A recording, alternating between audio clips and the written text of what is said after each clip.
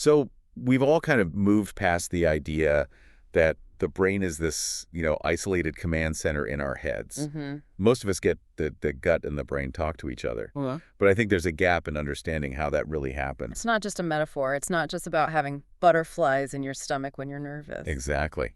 And for this deep dive, we're looking at a great article by Everblink Healthcare that lays out this complex biological highway. It's about inflammation, neurology, everything. It really is. The source material calls it the gut-brain axis, and it describes it as a hardwired bidirectional network, a two-way street, And a key player here is the enteric nervous system, the ENS. which is often called the second brain. And that's not just a cute nickname. We're talking about millions of neurons literally embedded in the lining of your gut. It acts on its own in a lot of ways, but it's constantly reporting back to the main office, so to speak, through the vagus nerve. That's the main physical line. It is. But the article makes a great point that the conversation isn't just electrical signals, it's also chemical. Which brings us to the microbiota. Trillions of microorganisms. Essentially a hidden metabolic organ. When that little ecosystem is healthy, they do amazing things like produce short-chain fatty acids. Well, butyrate. Exactly, butyrate, which is crucial for repairing the gut lining and keeping inflammation down. But the flip side is where the problem starts. If that balance gets thrown off, dysbiosis. The gut barrier can become permeable. That's the whole mechanism behind what people call leaky gut. And when that happens, things that are supposed to stay in the gut get out. Right. Bacterial components, specifically something called lipopolysaccharides, can escape into the bloodstream. And those are not good. They're basically pro-inflammatory toxins. Yeah, the immune system sees them, flags them as a threat, and that's what triggers systemic inflammation. Yeah. Not just in the gut, but everywhere. Which creates this really nasty feedback loop with stress, right?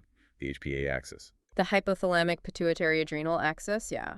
So, psychological stress spikes your cortisol, Which then degrades the gut lining, which causes more inflammation. which then sends signals back to the brain that make you feel even more stressed and anxious. It's a self-perpetuating cycle. It's vicious. Mhm.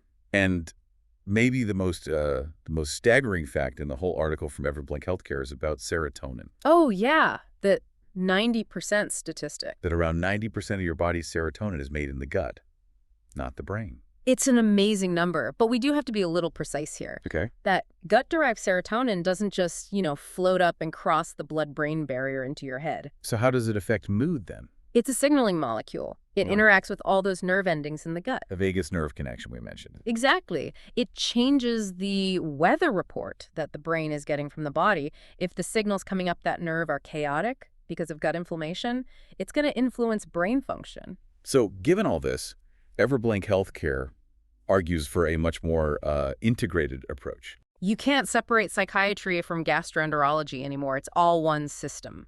So what can you do, practically speaking? Well, nutrition is the foundation. The source points to fiber from whole grains, fruits, and vegetables. That's the fuel for the good bacteria to make that butyrate. And fermented foods, right, like Yeah. yogurt, kefir. Absolutely. And on the other side, limit the ultra-processed foods that can damage that protective gut lining. But it's not just diet. They also talk about lifestyle, sleep, exercise, mindfulness. Anything to dampen that HPA stress response, you have to break the cycle from the top down and from the bottom up.